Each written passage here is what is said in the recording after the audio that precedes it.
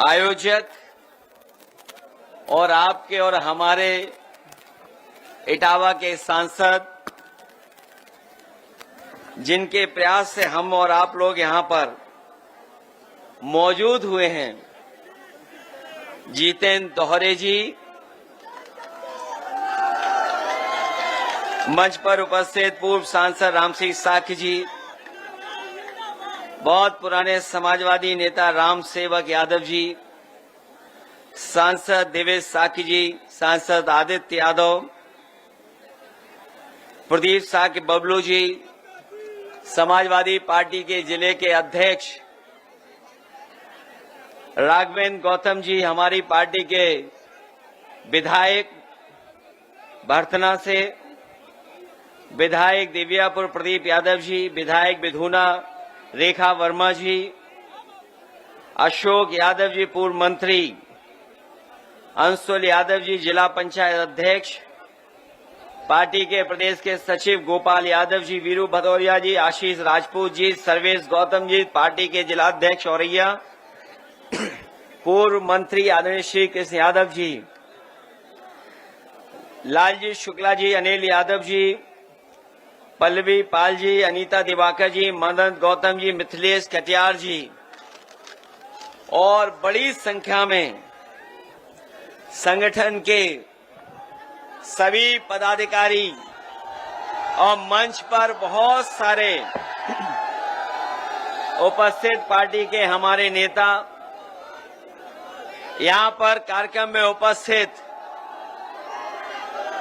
सभी हमारे किसान भाई, आदरणीय बुजुर्ग, बड़ी संख्या में नौजवान साथी, माताएं, बहनें और पत्रकार साथियों, मैं सबसे पहले सांसद जितेंद्र दोहरे जी और उनके सहयोगी साथियों को और समाजवादी पार्टी के कार्यकर्ताओं का बहुत बहुत धन्यवाद और आभार प्रकट करना चाहता हूं कि उन्होंने अपने ब्लॉक के परिसर में बाबा साहेब भीमराव अंबेडकर जी की प्रतिमा लगा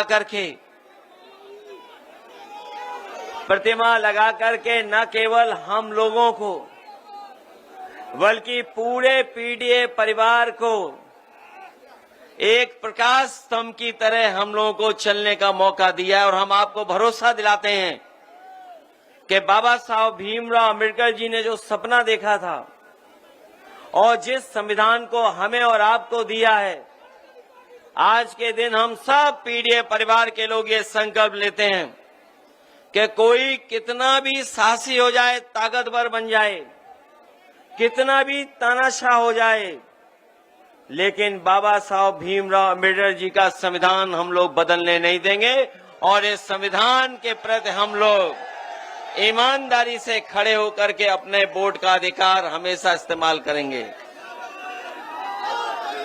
आज मुझे बहुत खुशी है कि बहुत सारे समाजवादियों से मिलने का मौका मिल रहा है,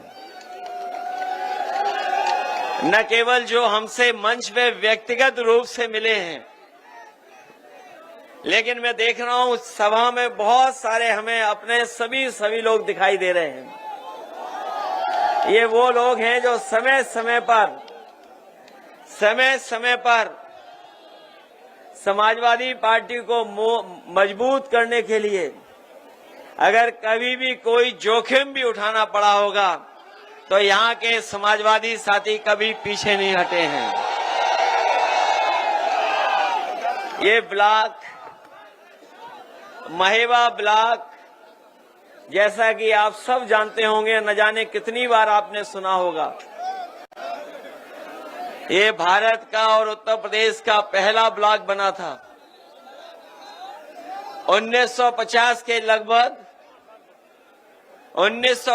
के लगभग ये पहला ब्लॉक बना था और पहला ब्लॉक बनने का सपना यही था कि जो हमारे गरीब हैं, गांव में रहने वाले लोग हैं, जो ग्रामीण स्तर पे अपना जीवन यापन कर रहे हैं, समय समय पे जो उन्हें समस्याएं होती हैं, जो खेती बाड़ी से लेकर के उनको आगे बढ़ाने के लिए जो योजनाएं आए, वो ब्लॉक स्तर से लागू होकर के हमारे गरीबों के खुशहाली को बनाने का काम करें। लेकिन इधर हम जब लोग पीछे मुड़ के देखते हैं, जो ब्लॉक का सपना था वो सपना ही रह गया।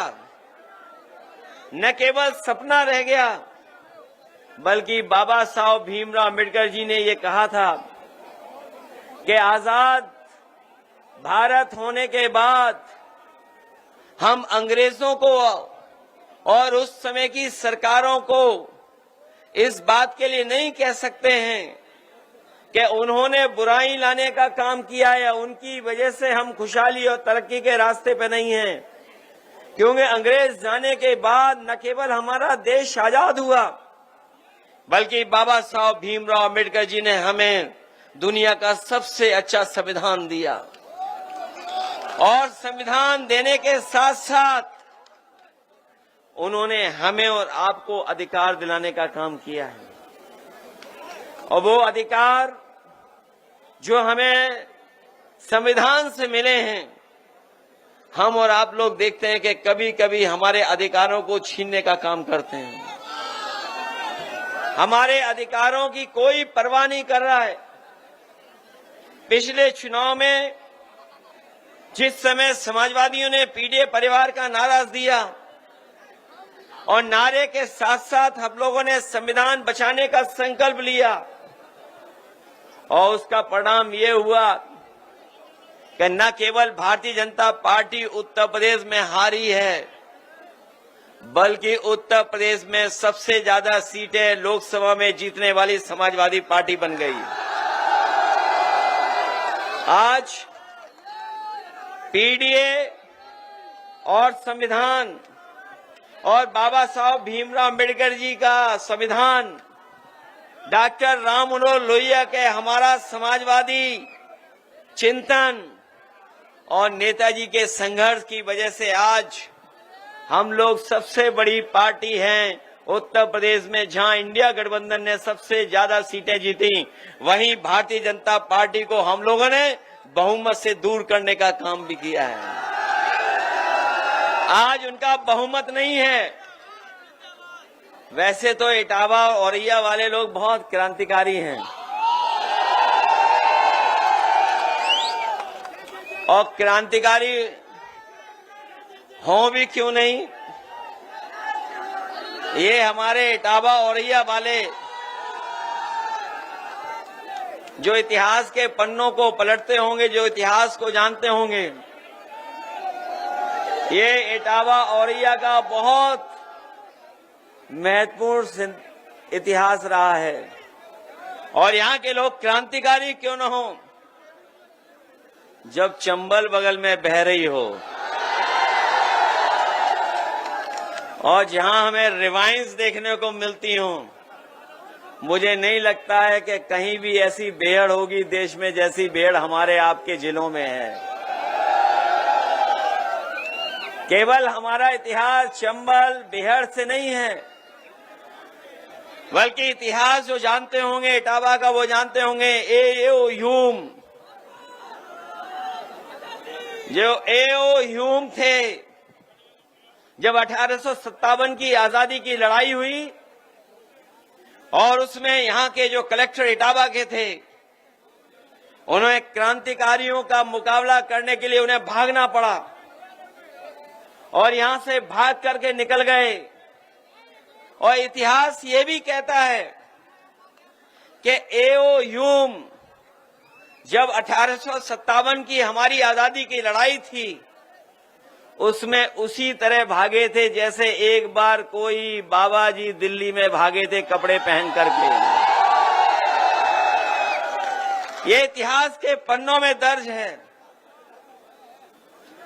ये वही ए.ओ. ह्यूम है जिन्होंने कांग्रेस की स्थापना करने का काम किया था।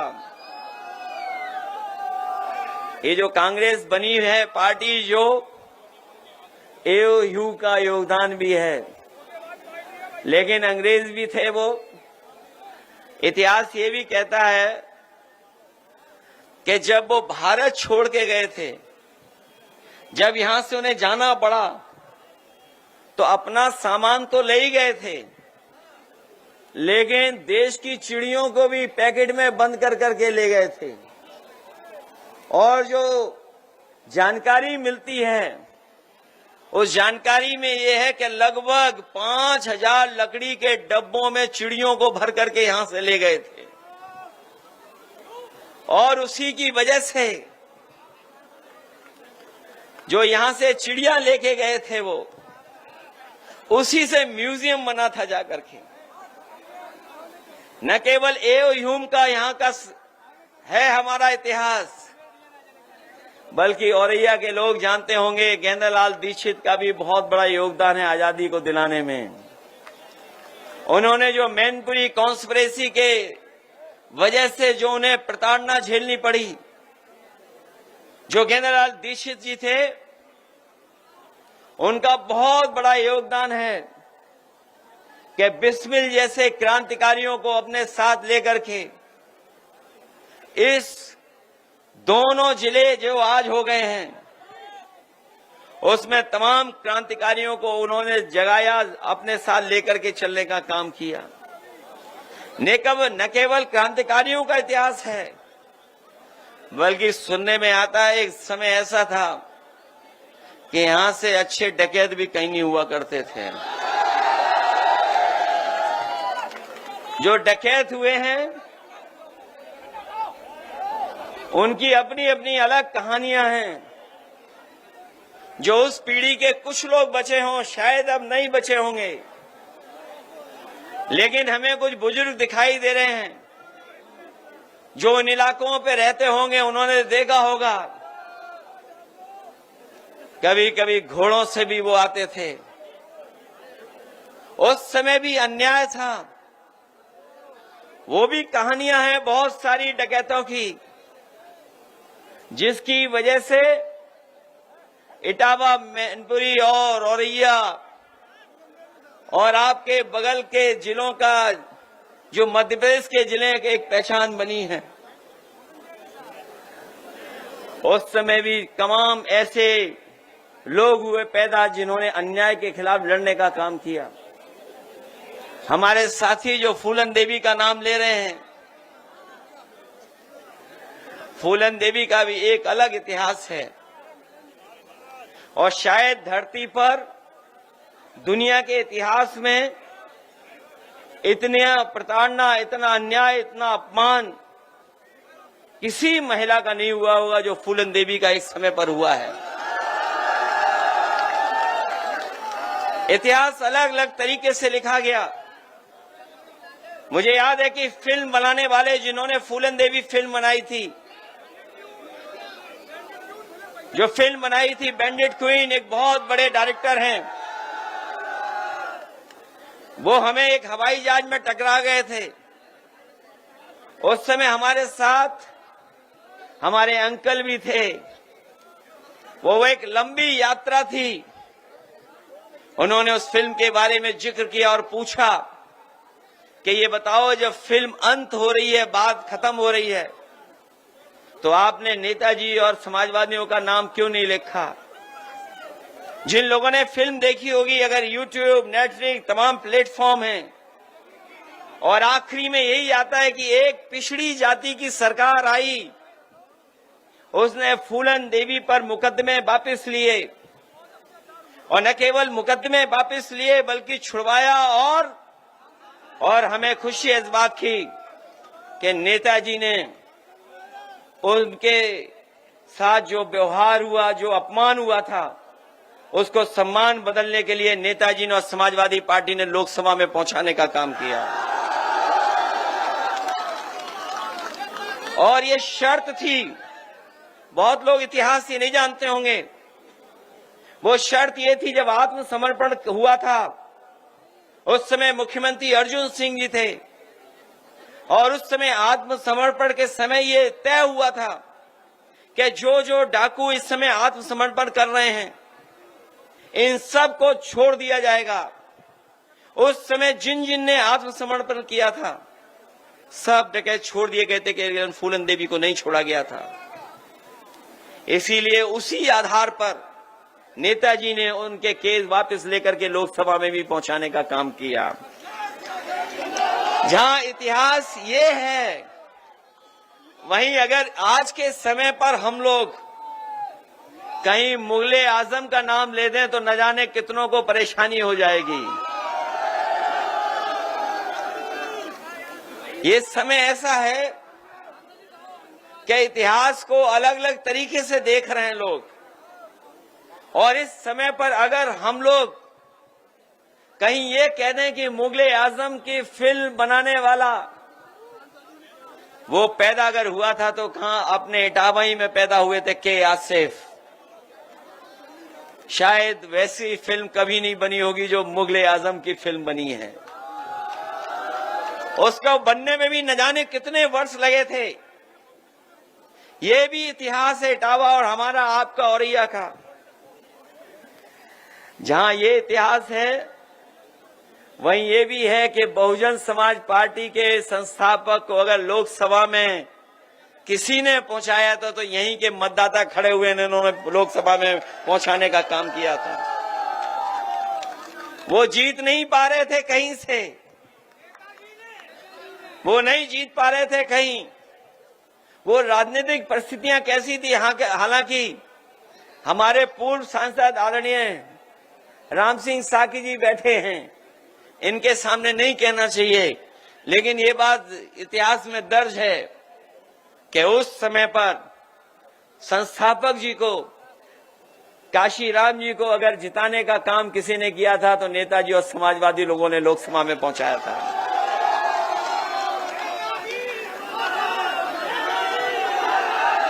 ये भी एक इटावा और औरैया का इतिहास है, जहां पर डाकू होते थे, जाने क्या क्या इतिहास था। वहां पर आजकल कौन है? आजकल आवाज बब्बर शेरों की आती है। ये लाइन सफारी जो बनी है देश की पहली है, पहली लाइन सफारी है जहां पर शेर पैदा हो रहे हैं। जहां पर कभी डाकू बनते थे लोग, डाकू बनते थे, वहां पर आजकल शेर पैदा हो रहे हैं। और अभी सुनने में आया 1 महीना हुआ नहीं है 3 शेर और पैदा हो गए वहां पर। जब गोरखपुर वालों को शेर चाहिए था, गोरखपुर वालों को शेर चाहिए था, तो हमारे पत्रकार साथी जानते होंगे शेरों को किसी ने खाना खिलाया तो इटावा वालों ने खाना खिलाया था। वही शेर गए हैं गोरखपुर, और वो गोरखपुर वाले ऐसे हैं कि वो शेर को खुले में नहीं रख सकते हैं। जो गोरखपुर वाले हैं वो शेर को खुले में नहीं रख पा रहे हैं, पिंजड़े में बंद कर रखा है। लेकिन हमारी इटावा की लाइन सफारी ऐसी है जहां पिंजड़ों में नहीं रखना है, शेरों को खुले में छोड़ना है। इसलिए एक ये भी इतिहास है। इसलिए मैं आज सबसे कहना चाहता हूं कि बाबा साहब भीमराव अंबेडकर जी की आज प्रतिमा लगा करके हम लोगों को उस विचारधारा से जोड़ करके हमारे सांसद और उनके साथियों ने बहुत बड़ा काम किया है। क्योंकि बाबा साहब भीमराव अंबेडकर जी का अगर इतिहास पढ़ते होंगे हम और आप, तो उनसे बड़ा स्कॉलर, उनसे बड़ा इकोनॉमिस्ट, उनसे बड़ा सोशल रिफॉर्मर, समाज सुधारक, अर्थशास्त्री और अधिवक्ता और इतना जानकार कोई नहीं रहा। इसीलिए वो संविधान सभा के अध्यक्ष बने। न केवल वो संविधान सभा के अध्यक्ष बने, जिस समय वो बने हैं इसीलिए बनाया गया था कि उनके बनने से सबसे अच्छा हमारा संविधान बनेगा। और उन्हीं का योगदान है कि आज हमें दुनिया का सबसे शानदार संविधान मिला है। वो संविधान इसलिए भी बनाने में कामयाब हुए क्योंकि उन्होंने जीवन भर भेदभाव देखा था, बचपन से लेकर के, और पूरी उम्र उन्होंने भेदभाव देखा। उनके बारे में जिन्होंने पढ़ा होगा वो जानते होंगे कि जब स्कूल की कक्षा में जाते थे उस समय भी उन्हें भेदभाव का सामना करना पड़ता था। अगर तालाब जहां पर जानवर पानी पी सकते थे वहां पर भी पानी अलाउ नहीं था, लेने नहीं जा सकते थे। इतना बड़ा भेदभाव था। और पढ़ाई से लेकर के समाज में और जगह भी उन्हें हर तरह का भेदभाव का सामना करना पड़ा। वो जो हजारों साल पुरानी बुराई जो हमारे समाज में है, याद रखना साथियों, आज भी खत्म नहीं हुई है। और इसलिए खत्म नहीं हुई है क्योंकि बुराई को बढ़ाने वाले लोग आज भी समाज में हैं। आपने देखा कि अगर कोई मंदिर चला गया तो मंदिर में जाने की आपको इजाजत नहीं थी। बहुत सारे मंदिरों में कोई घुस नहीं सकता था, और अगर घुस जाता था तो उसे सजा मिलती थी। न केवल सजा बल्कि दूसरी भावना से भी देखा जाता था। इस तरीके से आदमी को आदमी से इस तरह की घृणा करना दुनिया में कहीं नहीं देखा जाता है, केवल हमारे देश में देखा जाता है। मुझे याद है कि पिछले चुनाव में जब मैं एक मंदिर में गया और मंदिर के दर्शन कर करके जब हम लोग लौटे तो बाद में पता लगा कि भारतीय जनता पार्टी के लोगों ने उसे गंगा जल से मंदिर धुलवाया था मंदिर, जबकि वहां के पंडित जी मना कर रहे थे कि मत धोइए, ये कोई पहली बार नहीं आ रहे हैं। लेकिन भारतीय जनता पार्टी के लोगों ने मंदिर धोया। आपने अखबारों में खबरें भी पढ़ते होंगे कि एक जज साहब जब कुर्सी पर बैठे तो उन्होंने कुर्सी को गंगा जल से धुलवाया।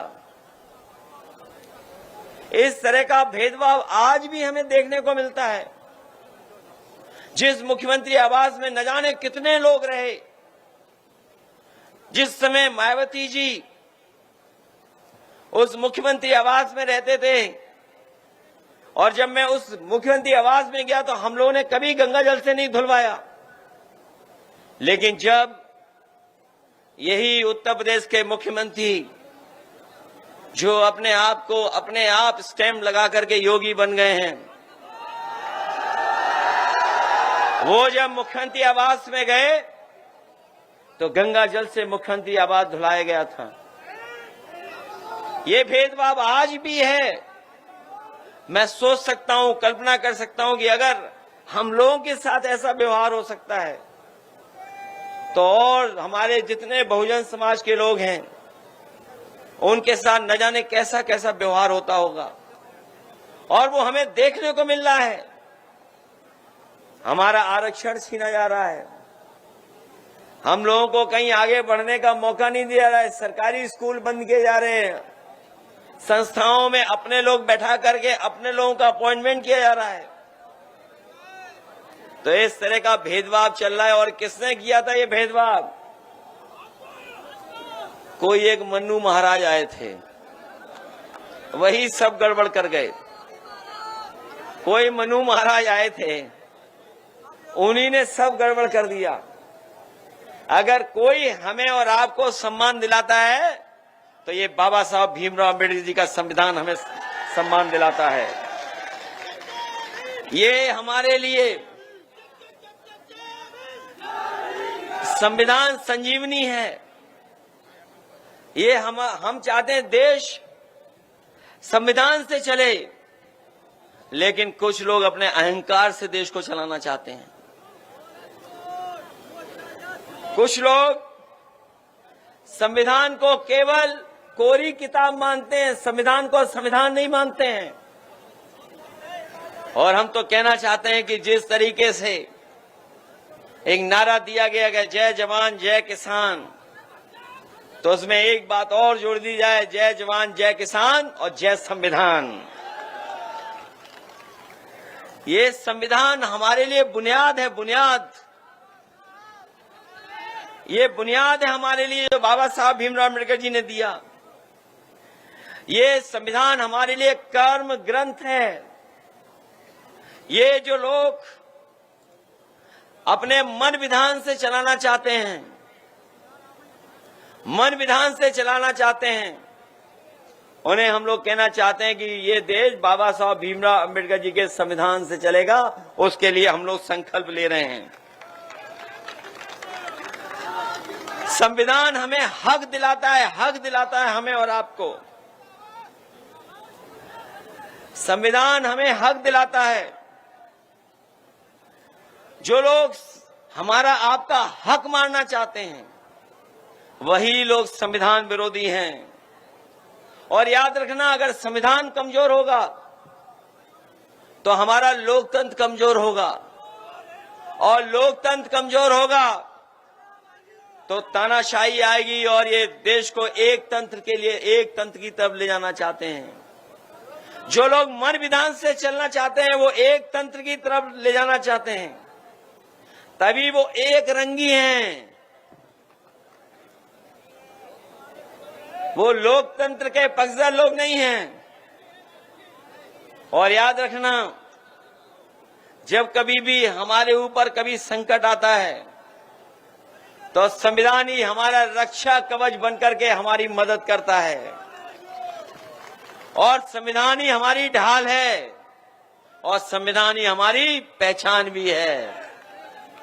संविधान ही हमें सुरक्षा दिलाने का काम करता है, और संविधान ही हमें शक्ति देने का काम करता है। इसलिए संविधान को कोई भी ठेस पहुंचेगी तो हम समाजवादी लोग एक होकर के पीडीए परिवार की ताकत बनाने का काम करेंगे। और याद रखना कि अभी तक तो पीडीए को बचाया संविधान ने, अब हमारे पीडीए परिवार के लोगों की जिम्मेदारी है संविधान बचाने की। ये लोग जो कह रहे हैं कि 80-20 की लड़ाई होने वाली है, जो गणित ही नहीं जानते, 46 में 56 बोलते हैं। उनकी गिनती सुनी आपने, 46 में 56 वाली। न केवल 46 में 56 की गिनती, इधर ये जो क्रिकेट लोकप्रिय हुआ है, यहां जितने नौजवान हैं सब क्रिकेट खेलना जानते हैं। ये बैटिंग करना भी जानते हैं, बॉलिंग करना भी जानते हैं। लेकिन बताओ, हमारे मुख्यमंत्री जी को कभी क्रिकेट खेलते हुए देखा है आपने? उनको एक बार हमने भी देखा क्रिकेट खेलते हुए। बॉल 3 बार टप्पा मारी तब भी मार नहीं पाए। और न केवल उन्हें क्रिकेट खेलते हुए हम लोगों ने देखा है, बल्कि हम लोगों ने उन्हें एक टांग पर खड़े होकर के योगा करते हुए देखा है। और कितनी बड़ी बड़ी बातें कर रहे हैं, सोचा कभी आपने? कितनी बड़ी बड़ी बातें कर रहे हैं कि देश को हम और प्रदेश को $1 ट्रिलियन की इकोनॉमी बना देंगे। ये $1 ट्रिलियन जो बोल रहे हैं वो इसलिए बोल रहे हैं कि गरीब हमारा समझे ही नहीं कि ट्रिलियन क्या होता है। उसे लगता हो कि कोई बड़ी चीज होने जा रही है ट्रिलियन। इसलिए मैं कहना चाहता हूं, ये धोखा दे रहे हैं। और क्या कहते हैं कि अर्थव्यवस्था हमारी और आगे चली जा रही है। बताओ, पूरा देख लो, सड़क के आसपास गांव गेहूं खड़ा हुआ है। बताओ, कहीं कोई कीमत दे पा रहे हैं आज? और याद कीजिए, यही भारतीय जनता पार्टी के लोग हैं जिन्होंने कहा था कि किसानों की हम आय दोगुनी कर देंगे। बताओ, ये गेहूं लेकर के आए हो, क्या आय दोगुनी हो गई तुम्हारी? और आय दोगुने का कौन सा हिसाब किताब लगाएं, ये भारतीय जनता पार्टी के लोग बताते ही नहीं है। ये आय दोगुने का हिसाब किताब कौन सा है कि अगर हम खाद लेने जाएं तो बताओ, खाद की बोरी से कितना गायब हो गया उसमें से, और डीएपी की बोरी से, और संग में जो आपको जबरदस्ती दिलवा रहे थे नैनो यूरिया। बताओ, पत्रकार साथी कोई कहानी नहीं लिखते?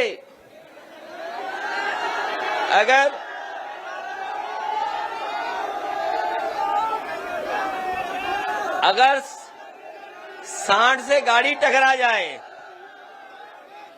अगर सांड कहीं टकरा जाए तो इनके लिए खबर है, लेकिन नैनो यूरिया किसी काम नहीं आ रही, वो खबर ही नहीं है इनको। बताओ किसान भाइयों, नैनो यूरिया खरीदवा दी आपसे कि नहीं खरीदवाई इन्होंने? और ये तो महेवा है, यहाँ तो बहुत पढ़े लिखे बुद्धिजीवी लोग रहते होंगे। बताओ नैनो यूरिया से कौन सा खेती को लाभ हो रहा है? कोई लाभ हो रहा तो बता दो हमें। और सुनने में आ रहा है कि जिस तरीके से उद्योगपति भारत का पैसा लेके भाग गए, वैसे ये नैनो यूरिया बनाने वाले साइंटिस्ट भी भारत छोड़ के भाग गए हैं। बताओ कीटनाशक दवाइयां महंगी हो गई, डीजल पेट्रोल महंगा हो गया, और गैस का सिलेंडर जो फ्री मिलना था, वो बताओ कहां मिल रहा है? और कहीं फ्री मिल रहा हो तो बताओ डीजल पेट्रोल महंगा होता चला जा रहा है। यही मुख्यमंत्री थे, जब आलू की फसल आई थी तो कह रहे थे हम आलू खरीदेंगे, और जानकारी की तो एक आलू तक नहीं खरीदा इन्होंने। अगर कोई एक आलू खरीदा हो तो बताए सरकार और भारतीय जनता पार्टी के लोग। इसलिए इनकी गलती नहीं, मीडिया वालों की। ये मीडिया वाले भी परेशान हैं। जब से कोरोना आया और इनका वेतन कम हुआ, तब से इनका वेतन ही नहीं बढ़ा। और नहीं मानते, हम जब चले जाएं तो इनसे अलग से पूछ लेना। और जो हमारे मुख्यमंत्री जी कहते थे कि 40 लाख करोड़ रुपया हम लेकर के आए निवेश में, याद होगा बड़े बड़े आयोजन हुए थे जिसमें बड़े बड़े उद्योगपति आए थे लखनऊ में। इस सरकार ने बड़े बड़े उद्योगपति बुलाए और कारखाना लगाने के लिए उद्योगपतियों से मिलकर के करार किए। और जब करार हो गए दोनों, तो उसके बाद बोला कि हम 40 लाख करोड़ उत्तर प्रदेश की अर्थव्यवस्था में लगाने का काम करेंगे। कहा कि हम कारखाने लगवाएंगे, उद्योग लगवाएंगे। और आज जब पीछे मुड़कर के इनसे पूछते हैं कि बताओ कितने कारखाने लगे हैं, कितने उद्योग लगे हैं, तो इन पे कोई है ही नहीं उद्योग कारखाना लगा हुआ।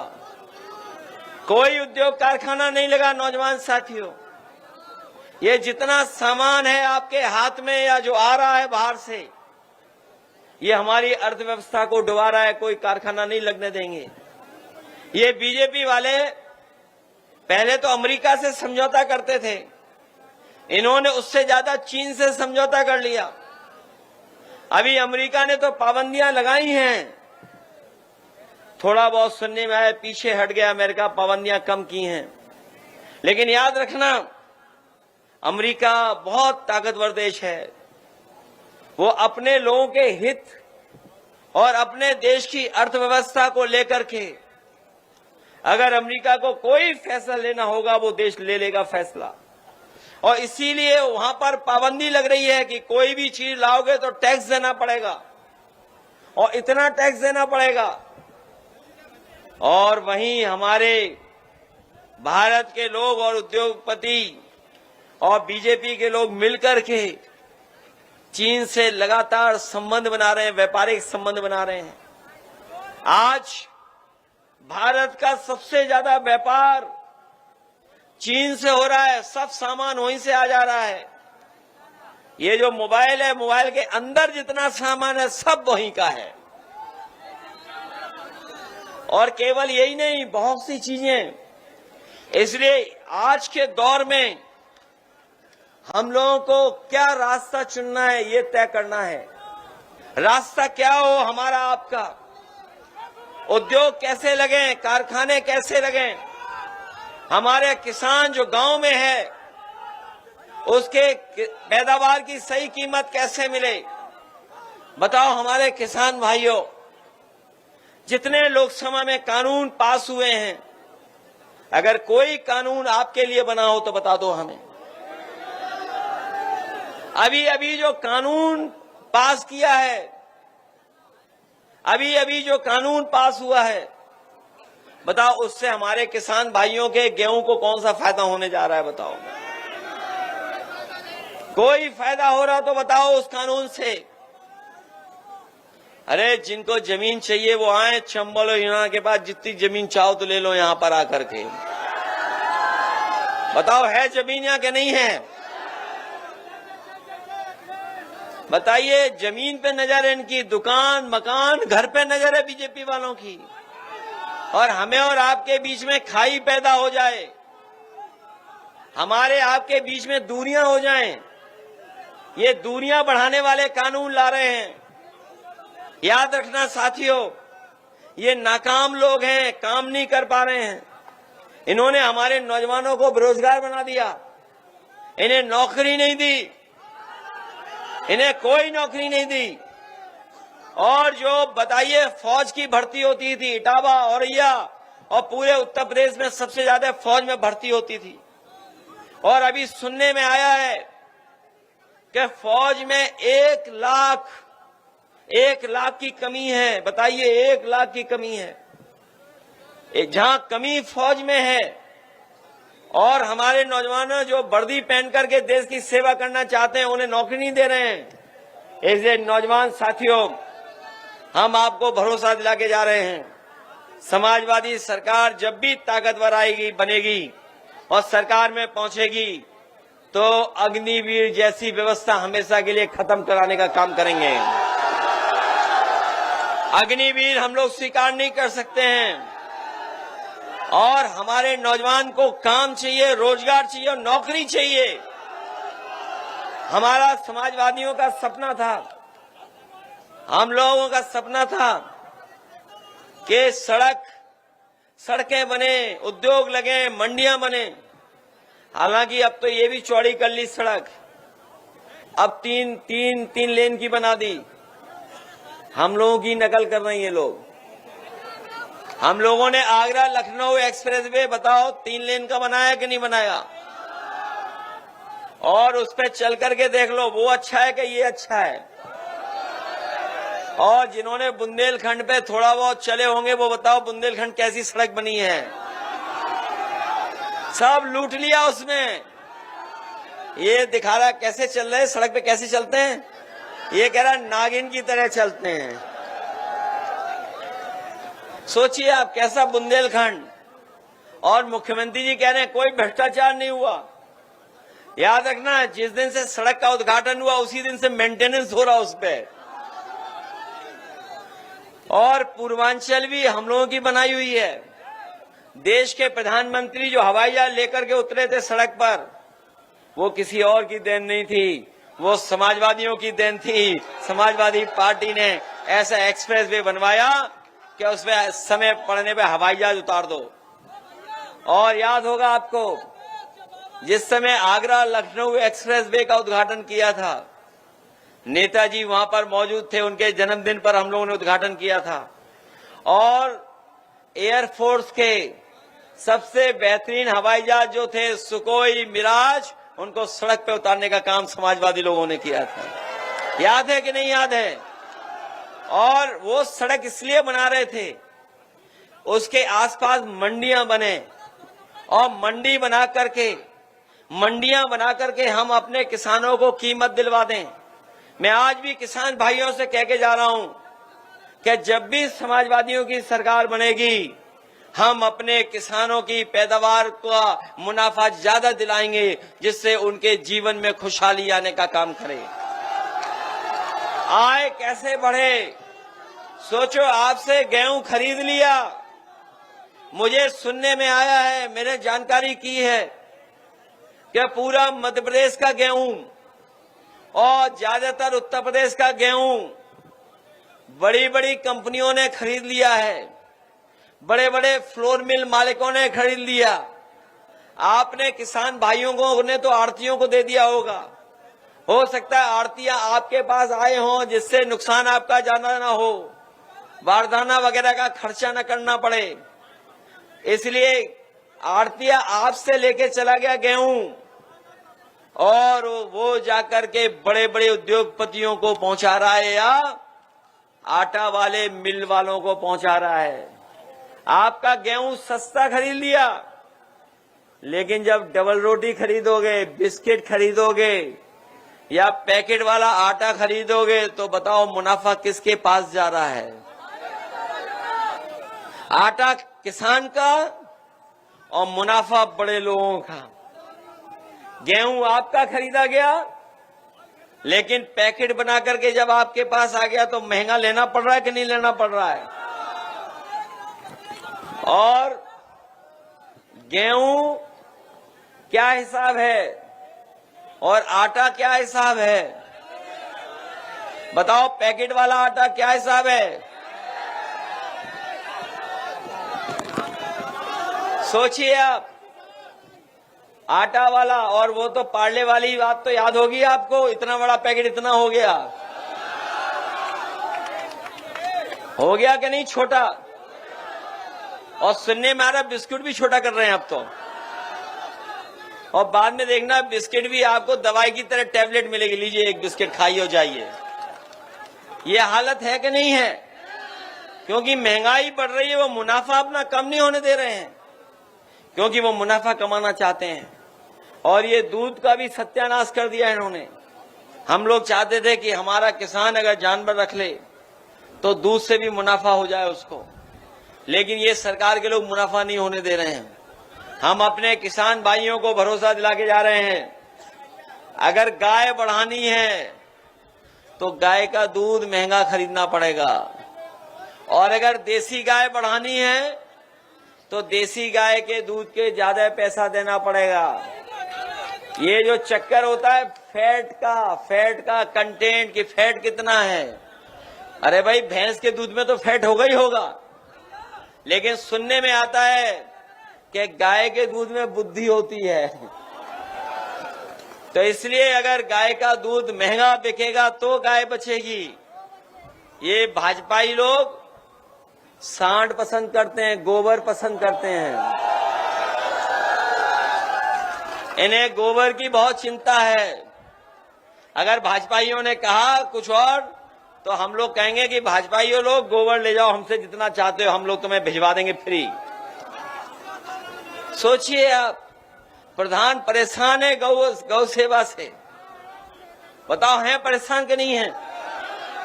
मैं चाहता हूं सरकार ये बताए कि आज पूरे उत्तर प्रदेश में गौशाला में कितनी गायें हैं, पूरे उत्तर प्रदेश में गौशाला में कितनी गायें हैं, कितने सांड हैं, इसकी गिनती बताएं, और कितनों की जान चली जा रही इसकी गिनती बताएं, और उनकी गाय की गौशाला में रखवाली के लिए, दवाई के लिए और इंतजाम के लिए कितना पैसा खर्च कर रहे हैं ये बताएं। जैसे इन्होंने कुंभ की गिनती नहीं बताई है, वैसे ये गाय और सांड की गिनती भी नहीं बताएंगे। सुनने में आए जब पुलिस इन पे कम पड़ जाती है तो सड़क पे यातायात के लिए उन्हें ही भेज देते हैं कि भाई तुम ही जाओ संभालो, पुलिस तो है नहीं, अब तुम ही समझा रही है यातायात। बताओ सड़कों पे है कि नहीं है? इसलिए तमाम समस्याएं इन्होंने पैदा की है भारतीय जनता पार्टी ने। न किसान को सुविधा दी, न हमारे नौजवान को नौकरी रोजगार दिया, महंगाई बढ़ा दी, और भ्रष्टाचार तो ऐसा बढ़ाया है जिसकी आप कल्पना नहीं कर सकते हो। बताओ भ्रष्टाचार कहां पहुंच गया? अभी तक की कोई सरकार इतनी भ्रष्ट नहीं आई जितनी भारतीय जनता पार्टी की है। और अगर रिकॉर्ड निकालोगे आप, रिकॉर्ड, अगर कई सरकारों के रिकॉर्ड किसी के पास हों तो अगर वो रिकॉर्डों में तुलना करेगा तो सबसे ज्यादा भ्रष्ट सरकार अगर कोई होगी तो वो भारतीय जनता पार्टी की निकलेगी। और भ्रष्टाचार यहां तक है कि एक आईएएस पकड़ा गया लेन देन कर करके। बताओ आईएएस है गायब कि नहीं है? ये सरकार और पुलिस जाने कहां ढूंढ रही है, वो जाने कहां ढूंढ रही, ढूंढ ही नहीं पा रही है। और याद रखना, ये पैसे के लेन देन की लड़ाई नहीं थी, ये पैसे के बंटवारे की लड़ाई थी, इसलिए फंस गया वो। और सच्चाई ये है कि जो आईएएस घूम रहे हैं, गायब हैं, कहीं लापता जो हैं, वो कहीं और नहीं छिपे हैं। योगी जी के